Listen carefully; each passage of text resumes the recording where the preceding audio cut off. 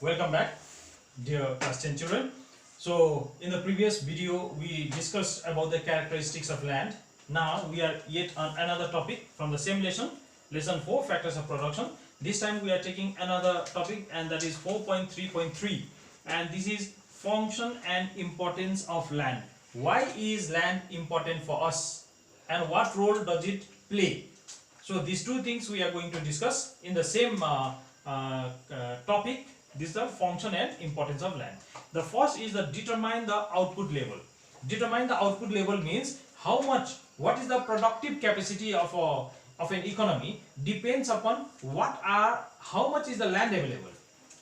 Because in the concept of the land, we already discussed that a land does not simply mean the surface area. I have told you what is on it and what is under it also come in the broad concept of land. So land in economics is little different in meaning. So land is a broad concept. So bigger the land, more will be the resources, and hence more will be the output level.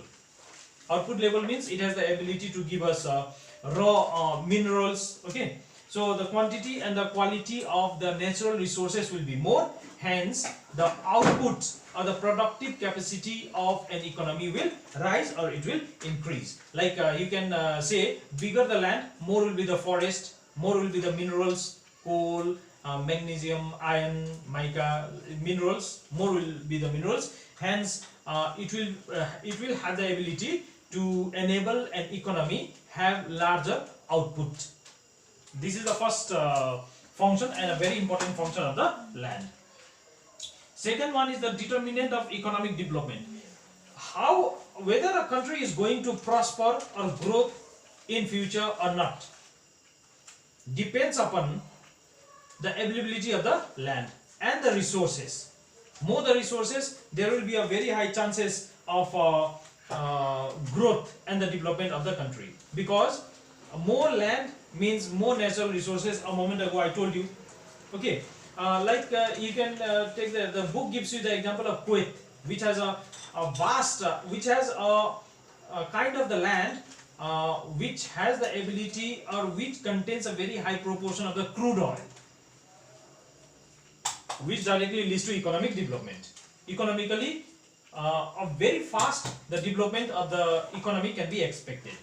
In a country, if there is a land and land is very rich in minerals, then a fast economic development can be achieved. So the economic development of a country depends upon the land, and what does that land contain. That is a very important factor that determines the economic development of a country. The next is promoting agricultural development. The land and its availability and the quality also decides the agricultural productivity, agricultural production. Like India is a big country, it's the 7th largest in the world. So we have enough of the land, so we can expect a higher agricultural production in the economy. Similarly, there are many other nations, big nations. Okay, there is a very big land availability, and because of that reason, the agriculture, they are self-sufficient and the agricultural production is very, very high. On the other hand, if the economy is small, then of course the availability of the land is less, and hence the production of the agriculture also will be less, because there will be less land available for them to raise crops. Promoting industrial development. Industrial development, for this, to understand this, you need to understand these first 3 points. First 3 points will decide point number 4, because if how does the land promote industrial development? For the industrial development, you need to have the raw materials, and raw materials are all found on land, inland and above it. Okay, number 1. Second one, the growth of industry depends upon the growth of the agriculture also. Agriculture depends on industry, and the industry also depends on agriculture, because there are many industries whose raw material is the agricultural product. Like you can talk about the cotton textile industry. Cotton is the raw material, agricultural product. You can talk about the iron and steel industry. There, iron and steel industry, iron ore required. Steel factories are there, brick kilns are there, brick factories are there. You need soil. They are there are these tea factories. You need tea, which is agricultural production. So agricultural production also decides the land, and the agricultural production also decides the and promotes the industrial development. So industrial development is also decided or promoted by the availability of the land, because whatever does the industry require, all the factors are supplied by the land. Like industry, some of the industry required raw materials, which are the product of the land. Some of the industry require the minerals, which are the product of the land. So land also decides or promotes the industrial development in an economy. Next one is the source of electricity. Source we get from water, that's the hydroelectricity. We also get from thermal electricity, or the thermal energy or thermal electricity. Like the one which you get from the water is hydroelectricity, and another one is from the coal and petroleum. The electricity we generate for them is the thermal electricity. Okay, so on the river is on land. So this is a function and this is the importance of the land. On land we have river, and from river we generate electricity. So land is a source indirectly, though from river directly, but indirectly land is a source of hydroelectricity, and also land is a source for the thermal electricity also, because land provides us coal and petroleum from which we extract or we derive, we generate the electricity. So land is again the source of electricity.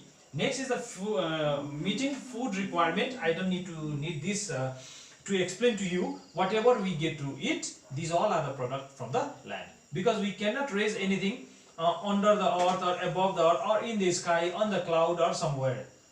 Everything has to, every seed has to go to the soil, and from there whatever it grows, the same is the food for us. So it meets the food requirement not only for human being, but that food requirement is for animals as well. Animals also, whatever, any living organism, whoever consume, they consume what the land produces. So land meets our food requirement. Had there been no land, then we would not have survived. Of course, apart from that portion, apart from the construction of the houses and this and that, apart from that portion, we can also say that had there been no land, then we would have no food grains to eat and survive. So land meets our food requirement. And next is the source of water transport. That's a navigation. Water transport is the cheapest mode of transport in geography. You must have learned. Whatever road transport you say, made on land, and even the navigation through water transport also, the base is land. Okay, so transportation, and how important is the transportation? Because a commodity cannot, we cannot totally rely on what we produce here or what is produced here. We do not consume only what is produced here. Like for Sikkim, here we are not dependent on what is produced only in Sikkim. Everything that we require may not be produced in Sikkim. Okay, so we borrow from or we buy or we bring from other places, from other states, or even from other nations, other countries. So this would not have been possible had there been no land, because land facilitates us to provide, to construct roads and also navigation. So these all are the different importance or the function the land performs, and it is because of this we grow. So these are some of the important. Now children, an important point, the first important thing is you have to learn all 7.